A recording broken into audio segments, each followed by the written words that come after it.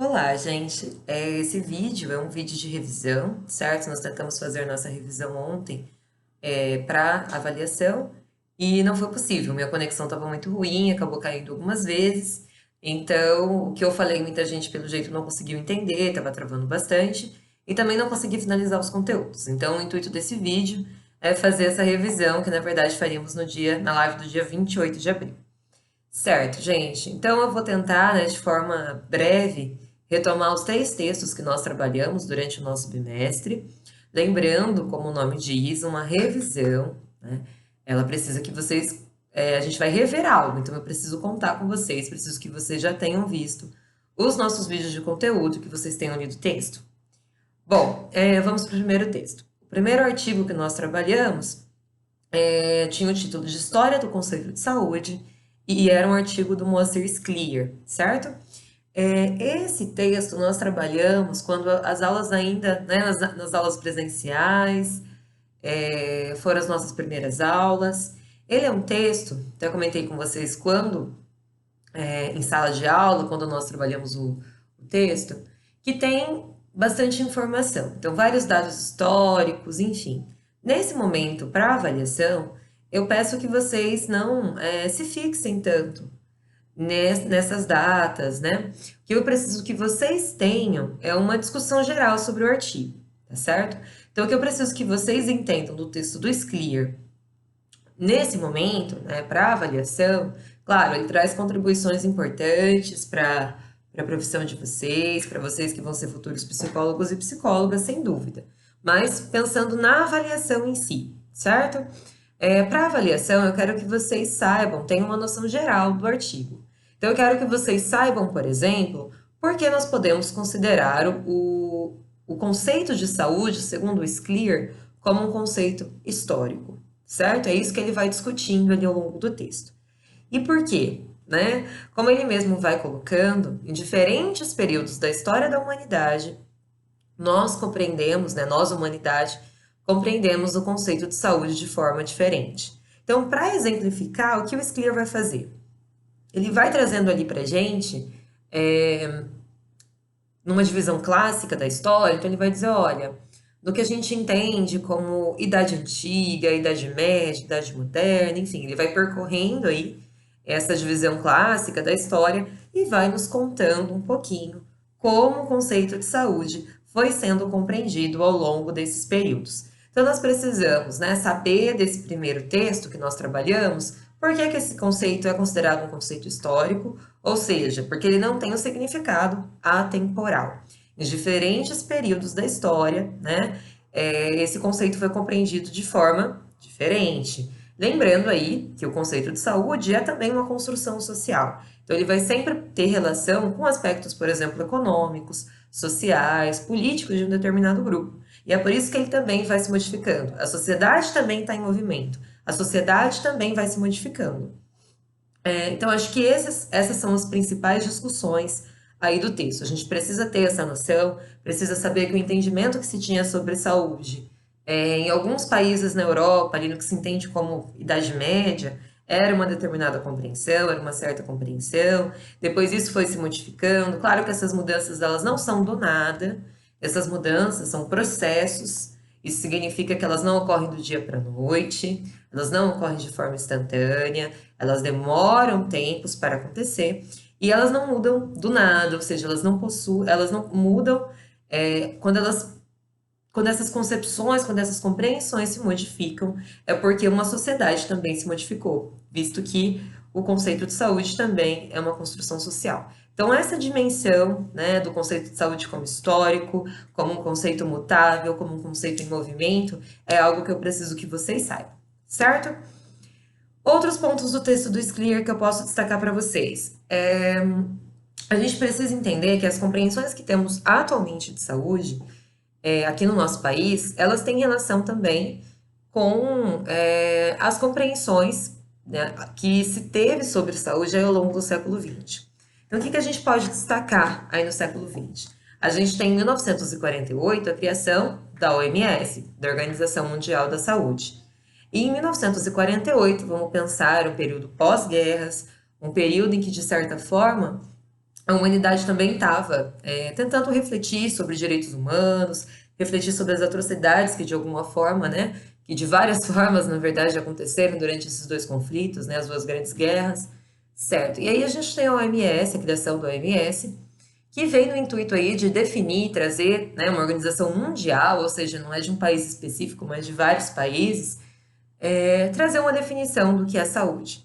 E a definição da OMS de 1948 traz a dimensão de que saúde é um estado aí de completo bem-estar físico, psíquico e social.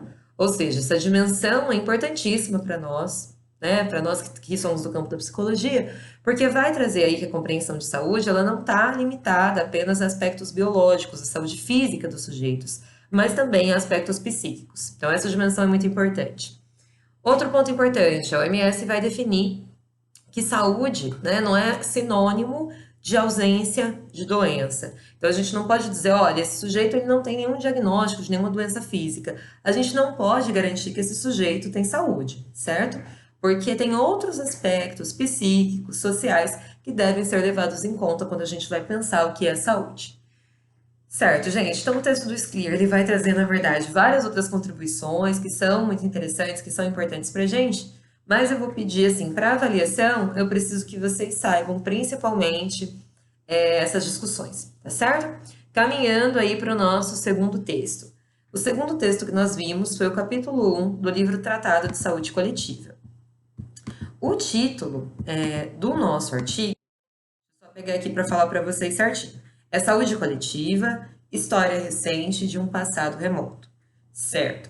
Esse foi um texto inicial, com discussões iniciais sobre o que é o campo da saúde coletiva.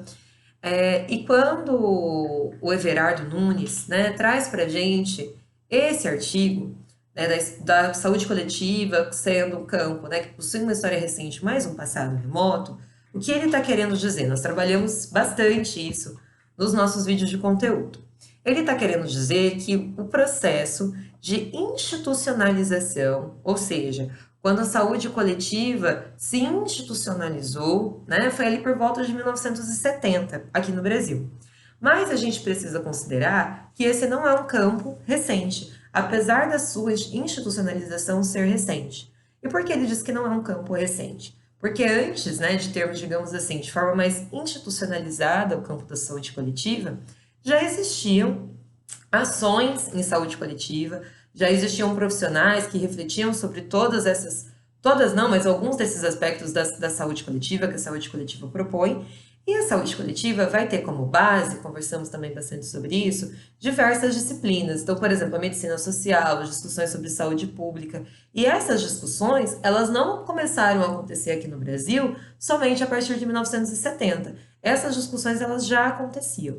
Então, por isso que a gente sempre, o Everardo sinaliza aí pra gente, que a saúde coletiva, ela possui um passado recente, então, um passado de institucionalização recente, mas ao mesmo tempo possui um passado antigo, ou seja, um passado remoto, por ter aí como base algumas disciplinas que na verdade já estavam sendo construídas aí há bastante tempo, tá certo? Bom, e o Everardo Nunes também vai contar para a gente um pouquinho sobre a história da medicina social. Então, a medicina social é um campo que contribuiu, né, que é base aí também para a saúde coletiva, e traz a perspectiva de que a ciência médica ela não contempla somente o campo da biologia, mas também outras áreas do conhecimento, como, por exemplo, as áreas das ciências humanas, ciências sociais, psicologia, enfim. Então, essa dimensão também é muito importante. E a perspectiva de saúde na saúde coletiva, nós conversamos também bastante sobre isso, vai entender aí que saúde não é específico, né, das disciplinas de biológicas, não é um campo específico da medicina, mas sim um campo interdisciplinar, em que diversas disciplinas, né, diversos campos do conhecimento atuam juntas e contribuem juntas para a construção da saúde coletiva, tá certo? Tá, e aí o Everardo Nunes vai trazer também que a gente pode considerar aí algumas características da saúde coletiva. Isso também é importante vocês saberem no texto. Então vamos lá. A saúde coletiva é considerado aí um campo de produção de conhecimento, então tanto de ações práticas como ações teóricas, certo? Que vai ser especializado, mas ao mesmo tempo interdisciplinar, ou seja, diversas áreas aí compõem a saúde coletiva. Não é um campo apenas da psicologia, não é um campo apenas da medicina, é um campo, certo? De estudo aí, de construção de práticas também de diversas disciplinas. Na verdade, a interdisciplinaridade, ela é fundamental para as ações de saúde coletiva, tá certo? E aí, algumas propostas da saúde coletiva. Esse campo vai colocar que essas disciplinas, elas precisam estar em constante diálogo, então não é somente, digamos assim, uma atuação que compõe a soma de diferentes profissionais. Esses profissionais não precisam só estar juntos, digamos assim. Eles precisam estar trocando saberes, compartilhando saberes, construindo outras formas de produção, de construção de saúde, tá certo? A gente tem também aí a defesa, né, da valorização do social e da subjetividade nas ações em saúde. Isso também é um ponto muito importante da saúde coletiva. Outro ponto, a valorização dos vínculos, isso também é bem importante a gente lembrar, dos vínculos entre os profissionais de saúde e da população. Então, a saúde coletiva é um campo que vai sinalizar bastante isso, vai sinalizar a importância, né, de um profissional de saúde manter um vínculo com esse sujeito, não só o médico, né, a gente está falando aí, pode ser, por exemplo, um psicólogo que trabalha num UBS, num postinho de saúde, enfim, diferentes profissionais que atuam nesses campos de serviços de saúde, eles precisam ter um vínculo com esses sujeitos, com esses usuários dessas políticas públicas, tá certo? A saúde coletiva também faz críticas à medicalização, em alguns casos. Então, claro, em alguns casos a gente entende a importância da medicalização, mas o que a saúde coletiva vai propor aí de reflexão é que existem muitos casos em que há um aumento, né? A gente tem um aumento significativo na nossa sociedade do uso de alguns medicamentos. E o que a saúde coletiva vai propor aí são algumas reflexões sobre esse aumento. Então, olha, um exemplo que a gente conversou, se eu não me engano, a gente conversou. Um exemplo é o uso de Ritalina por crianças, certo? Então, nos últimos anos aqui no Brasil, a gente teve um aumento muito significativo de crianças diagnosticadas com transtorno de déficit de atenção e hiperatividade. E com isso também tivemos um aumento muito significativo do uso de Ritalina por essas crianças. Então essa é uma discussão que a saúde coletiva propõe aí, olha, por que nós tivemos esse aumento tão grande de crianças com esse diagnóstico? Né? O que a gente pode pensar, o que a gente pode refletir sobre esses diagnósticos? Será que essa medicalização das crianças é algo que realmente está fazendo com que a gente tenha efeitos no aprendizado, no desenvolvimento dessas crianças? Então, são algumas reflexões aí que a saúde coletiva traz. Certo. Vai defender também a participação da sociedade nas decisões e construção de políticas de saúde. Então, por exemplo, o campo da saúde coletiva vai entender, né, que saúde é um tema, é um campo que nós construímos coletivamente. Então, nós quem? Nós, né, vocês, futuros profissionais de saúde, mas também por toda a comunidade, por toda a sociedade. Esse não deve ser um interesse, por exemplo, apenas da medicina, apenas dos profissionais de saúde, mas deve ser um interesse de toda a comunidade, certo? As ações em saúde, as políticas públicas de saúde, por exemplo, devem ser construídas de forma coletiva. Na verdade, uma política pública só é pública, de fato, se for construída por toda a sociedade, em conjunto com toda a sociedade. Então, algo que a saúde coletiva também vai destacar é a importância da participação da comunidade, da sociedade nas ações em saúde, tá certo? Bom, o texto aí do Everardo Nunes é um texto, como eu disse, o Nunes é uma referência importantíssima quando a gente vai aprender saúde coletiva.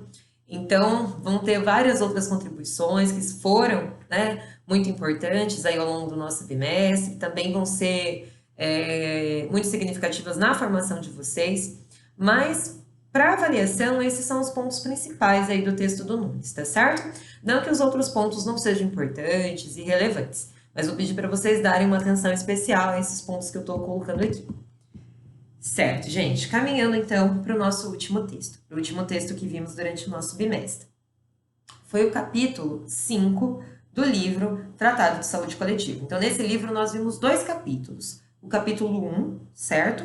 E o capítulo 5. No capítulo 5, a gente conversou bastante sobre a formação e educação em saúde aqui no Brasil.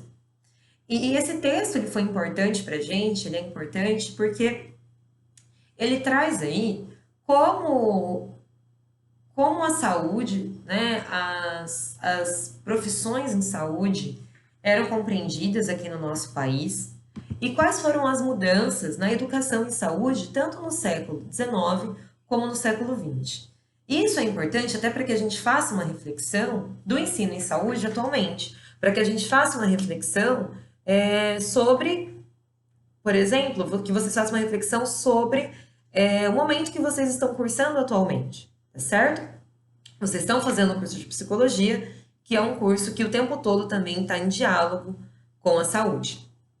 Então, ele traz essas reflexões, é importante para que a gente entenda as conquistas e desafios que a gente enfrenta atualmente, a gente precisa também entender um pouquinho como foi antes, tá certo?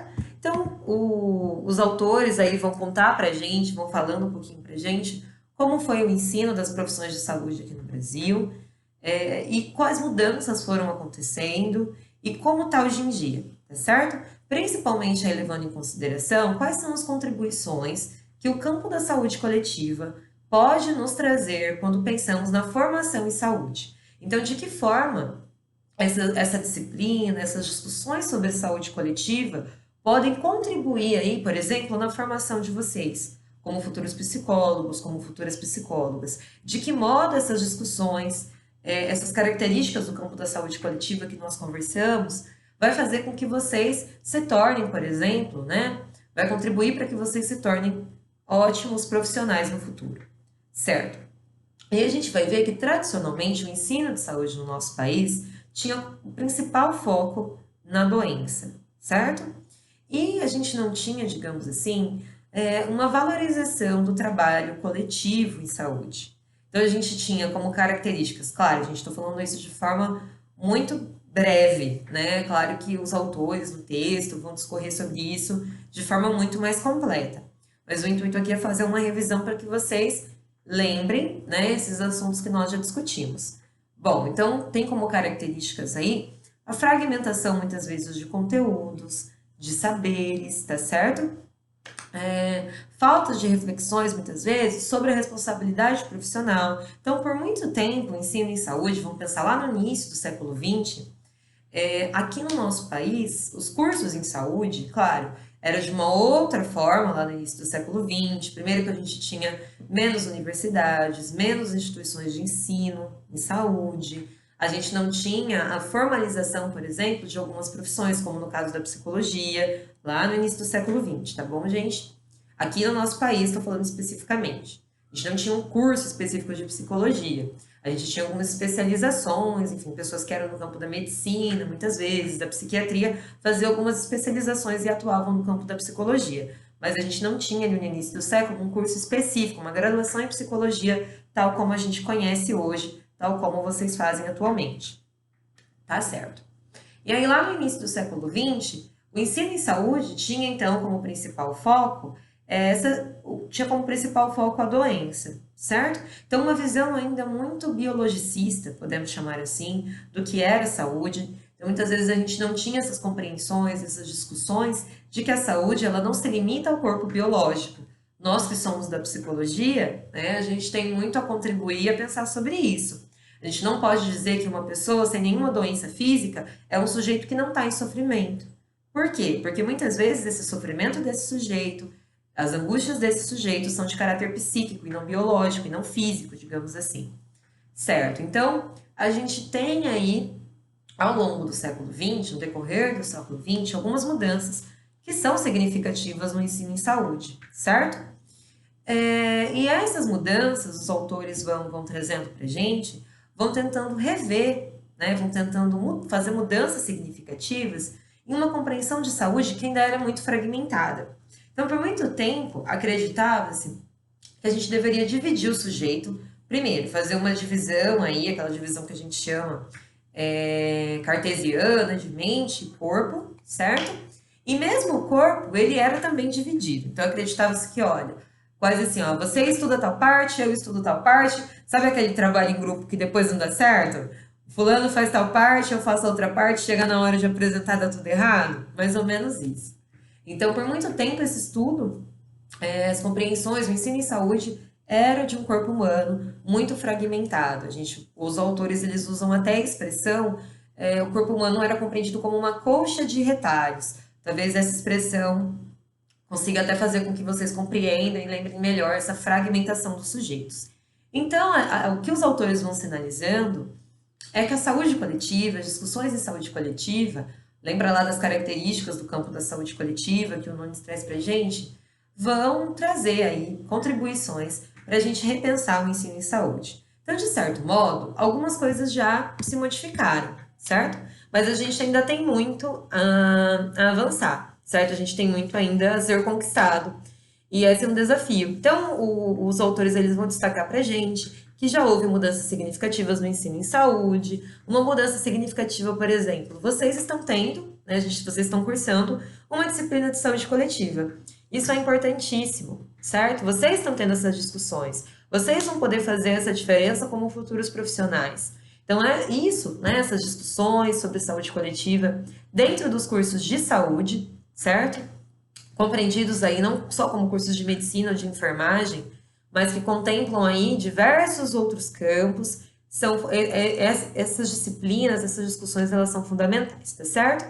Então, esses são alguns dos pontos. Claro, temos várias outras contribuições aí que os autores trazem pra gente, mas eu posso destacar que essas são as principais, os pontos principais para a gente pensar aí na nossa avaliação. Então, pensar que o ensino em saúde, né, tinha essas características, foco na doença, a compreensão de um sujeito fragmentado. E aí, ao longo do século XX, principalmente no final do século XX, a gente tem algumas mudanças significativas, principalmente com a institucionalização aqui no nosso país da saúde coletiva. A gente tem a criação da Abrasco, que é a Associação Brasileira de Saúde Coletiva, enfim. Temos aí a criação do SUS, que também é um marco para a atuação em saúde coletiva, a nossa Constituição de 88. E aí a gente vai tendo mudanças significativas na forma como a saúde é compreendida e também é ensinada nos cursos de formação em saúde. Tá certo, gente?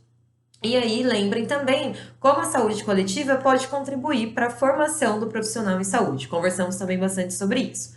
Bom, gente, no geral é isso, tá certo? Nós tivemos esses 3 textos ao longo do nosso bimestre. Essa era a revisão que eu gostaria de fazer com vocês ontem. Compartilhei, né, o link do formulário, né, o link da nossa avaliação. Então, a nossa avaliação, ela tá bem tranquila. Peço que vocês façam ela com calma, tá certo? E tenho certeza que vocês vão muito bem. Uma boa sorte para vocês e nós nos vemos na próxima semana. Um grande abraço.